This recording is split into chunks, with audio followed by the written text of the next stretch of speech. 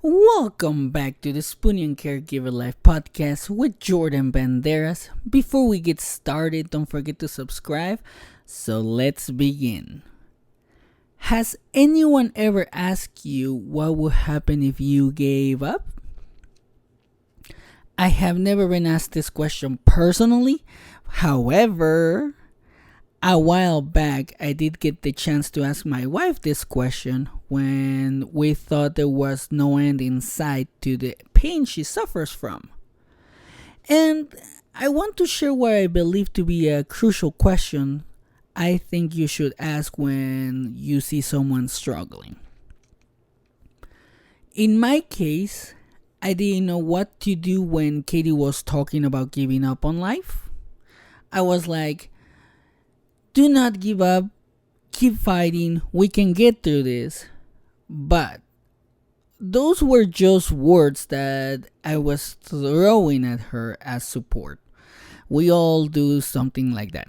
I'm pretty sure you have done it because I have done it.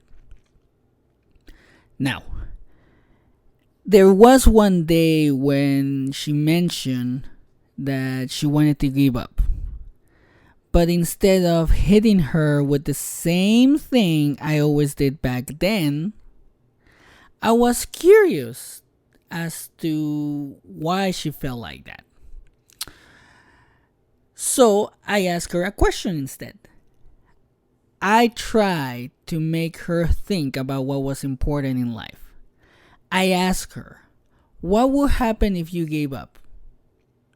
I was like, yes, Katie. I did just ask that question. She looked at me like a deer stuck in the headlights. She didn't know what to say, so I told her to take her time and come to me when she had an answer.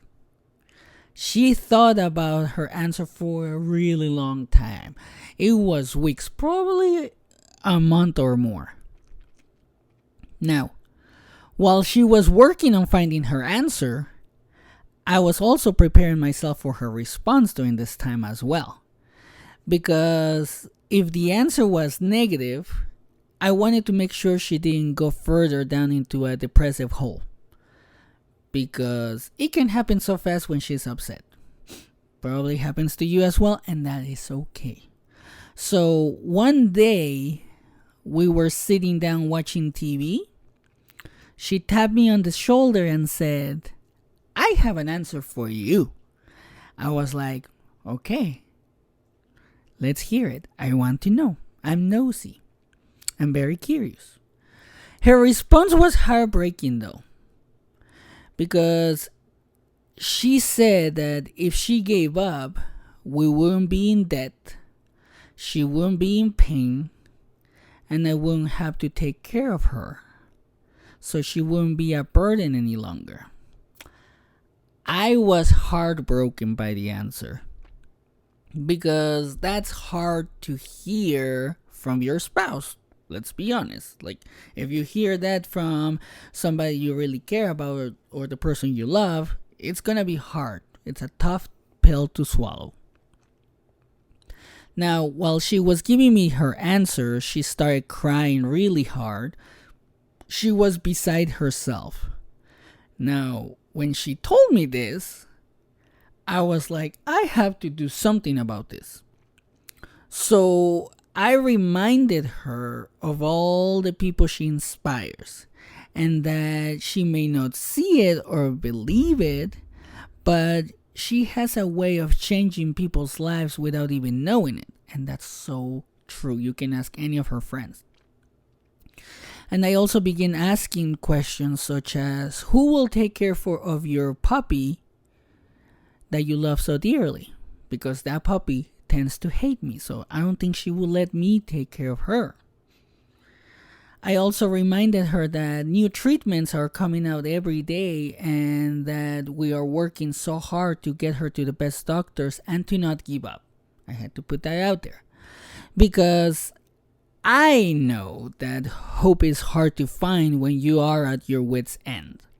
And you may say, it's easier said than done. And yes, that is so true. It's easier said than done. It always happens. But at that moment, I had to say something just to see if I could give her a glimmer of hope for that second, just for that minute, for that instance, or just for that day. Just to keep her alive another day, another hour, another minute. Like, just whatever it takes, pretty much. And the best part is that after hearing this from me, she said, "You know what? You're right. If I give up, I'll miss more positive things than the negatives." Now, when she said that, I was so happy because I knew then she had chosen to keep fighting and not let her illnesses take over her life any longer. I was like, oh yeah, she's staying, she's fighting. Let's do this. Now, by asking my wife these simple questions, it made me realize that sometimes open-ended questions are best, because when we come up with an answer, we need to focus on the positives, even if it's just one thing, because that one thing can blossom and multiply into many things, no matter how bad the situation is right now. So try to focus on the positives and ask yourself the question, what would happen if I gave up? Leave your answer in the comments, and if you would like to share how you deal with a situation similar to this, please put it in the comments or send me a DM, or you can email me at the Spoonie and caregiverlife@gmail.com. And thank you for listening, and don't forget to share, like, and subscribe. You can follow us on TikTok, Instagram, Facebook, and YouTube. And before I end the episode, I'll leave you with this. Take care of yourself and have a great day.